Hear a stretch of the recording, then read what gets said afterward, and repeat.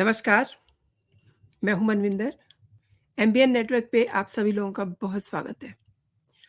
आप कह सकते हैं कि अगर आपको तरोताज़ा रहना है तो आपको आपके ज़हन में ताज़गी होनी चाहिए और उस ताज़गी का असर आपके कामकाज पे भी पड़ता है। और ये काम रविवार को प्रधानमंत्री नरेंद्र मोदी ने कर दिया है, अपनी टीम को मोटिवेट करके। अब देखिए कांग्रेस के जो युवराज हैं, राहुल गांधी, विदेशी यात्राओं में व्यस्त हैं। फिलहाल तो वो अपनी यात्रा में व्यस्त हैं जो अ, काफ़ी दिनों से उन्होंने शुरू की हुई है, लेकिन बीच-बीच में ब्रेक लेकर के वो अभी हाल ही में लंदन गए थे और हो सकता है कि उनको अपनी विदेश यात्रा से ताज़गी मिलती हो। लेकिन ठीक है, ये उनकी स्ट्रैटेजी है, उन्हें विदेश यात्रा से ताज़गी मिलती है, लेकिन प्रधानमंत्री नरेंद्र मोदी ने 3 मार्च को अपनी टीम को एक तरह से बूस्ट अप कर दिया है। ये उनकी कैबिनेट मीटिंग जो है, आखिरी मीटिंग कह सकते हैं आप, क्योंकि उसके बाद आचार संहिता लग जाएगी। मोदी ने अपनी टीम का ब्रेन स्मार्टिंग सेशन लिया है। Brain smarting you can say मतलब अपनी सोच को कैसे स्मार्ट रखना है, दिमाग को कैसे आपने स्मार्ट रखना है, चारों तरफ एकदम अलर्ट होकर के आपकी नज़र रहनी चाहिए, आपका दिमाग एकदम अलर्ट रहे, कोई आप पे हावी ना हो जाए। तो एक तरह से ब्रेन स्मार्टिंग सेशन कहिए जो उनका आज का सेशन था। इसमें प्रधानमंत्री नरेंद्र मोदी ने लोकसभा चुनाव से पहले एक सीधा संदेश दिया है कि जीत के आइए, हम जल्दी मिलेंगे। तो इसीलिए मैंने कहा ना कि ये मीटिंग एक तरह से ब्रेन स्मार्टिंग सेशन की तरह है। और देखिए राजनीति करने का सबका अपना अलग-अलग तरीका होता है। यानी कि बीजेपी की जैसे ही पहली सूची घोषित हुई, विरोधियों में तो जैसे भगदड़ मच गई। यानी कि वो ये गणित अ, अपने दिमाग में लगा रहे थे, उलझ गए कि बीजेपी ने किस फ़ॉर्मूले से इस लिस्ट को डिज़ाइन किया है, कौन-सा फ़ॉर्मूला अपनाया है, क्या ख़ास है कि कहीं से कोई नया चेहरा है, तो कहीं से कोई पुराना चेहरा लिया है। अब विपक्ष अपने इस होमवर्क में जुट गया है। मतलब एक तरह से उनमें ये दिमाग में सोच रहे हैं, होता है ना दिमागी युद्ध, तो वो अपने आप से इस युद्ध में उलझे हुए हैं कि कैसे हम सोचें कि बीजेपी ने किस तरीके से ये लिस्ट को डिज़ाइन किया है, क्यों फलाँ कैंडिडेट को वहाँ से उतारा है, क्यों फलाँ कैंडिडेट को वापस बुला लिया है। ये सब गणित में वो अपना टाइम ज़ाया कर रहे हैं और शायद इसीलिए बहुत सारे जो कांग्रेसी हैं, वो इस समय काफ़ी अपसेट दिखाई दे रहे हैं और एक वीडियो वायरल हो रहा है सोशल मीडिया पे। वो लोग बहुत उस पर हँस रहे हैं, जो राहुल गांधी का माइंडसेट बताता है और ये भी बताता है कि अभी उन पर लंदन का असर है। कांग्रेस के युवराज जो कैम्ब्रिज से पढ़ के आए हैं, कैम्ब्रिज के नीचे उनका कहीं लेक्चर नहीं होता, जैसा कि आपने देखा।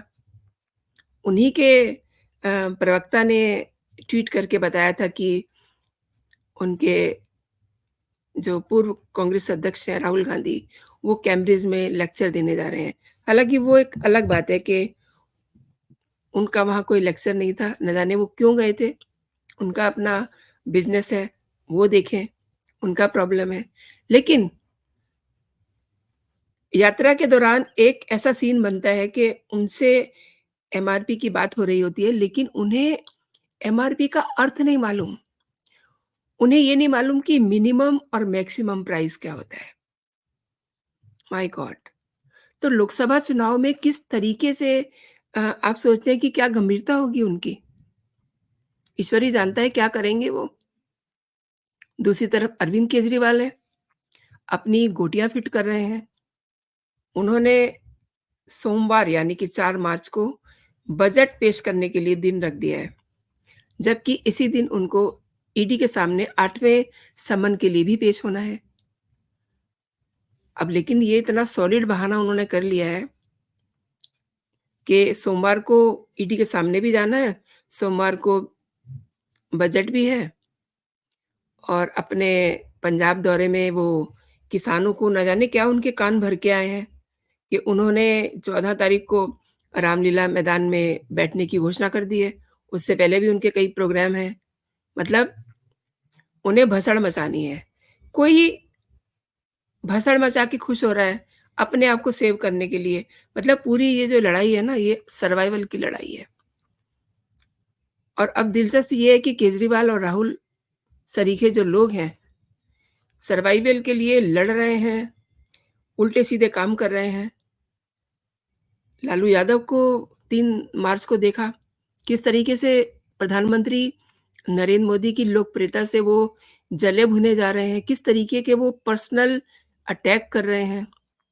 राजनीति का इतना स्तर गिरा दिया है ऐसे वरिष्ठ लोगों ने। वरिष्ठ मैं इसलिए कह रही हूँ कि वो उम्र-दराज हैं और कैसी बातें कर रहे हैं। एक बार राहुल अगर ऐसी बात कर रहे हैं तो समझ में आती है, लेकिन लालू ऐसी बात कर रहे हैं, वेरी डिस्गस्टिंग। तो समझ सकते हैं कि इनका क्या होगा। इंडिया अलायंस में बुरा वाला रायता फैला हुआ है।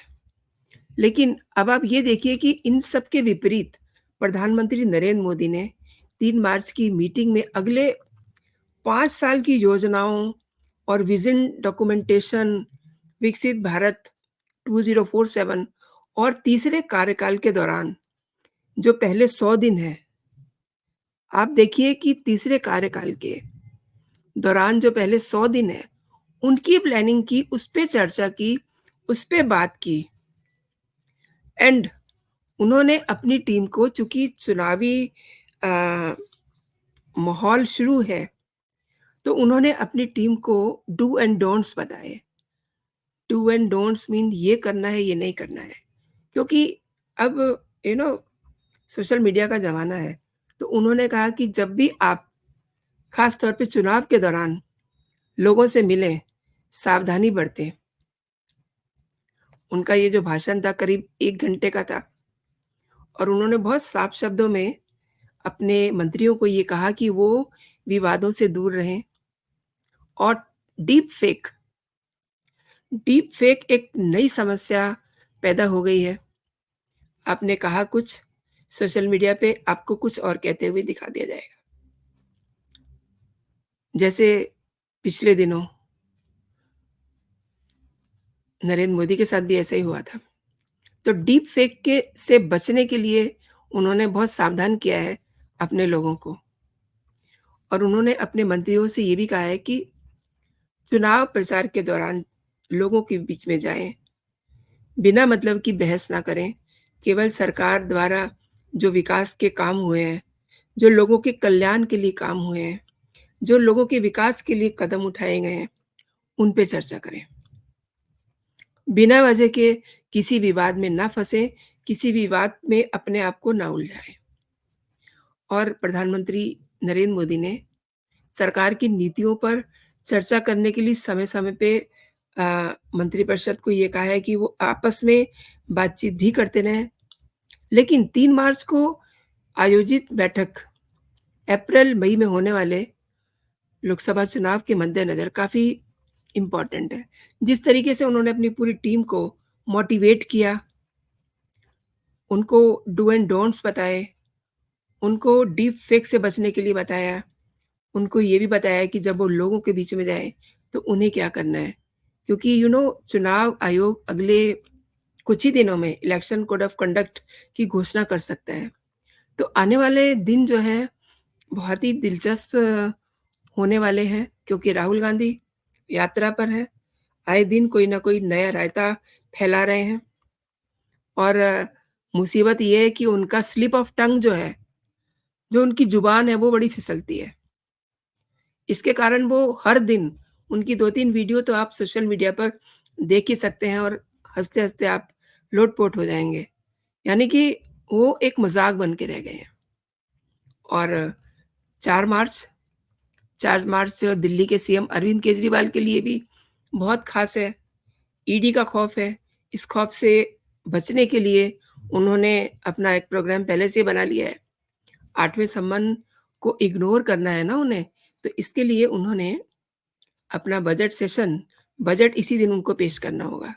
तो कह सकेंगे ईडी को कि मैं बहुत बिज़ी हूँ, मैं नहीं आ सकता। अब आप देखिए, अगर केजरीवाल की बात करूँ, तो 8 सम्मन एक बंदे को मिल चुके हैं, वो भी मुख्यमंत्री को। और ये वो हैं जो लोगों को कहा करते थे कि मुझे बड़ी शर्म आती है, मतलब मैं देशभक्त हूँ और ऐसे लोगों को देख कर के मुझे बड़ी शर्म आती है कि लोग प्रीमियर एजेंसीज़ जो है, जाँच एजेंसियाँ, उनके सामने जब उधर से नोटिस आते हैं, तो पहुँचते नहीं हैं।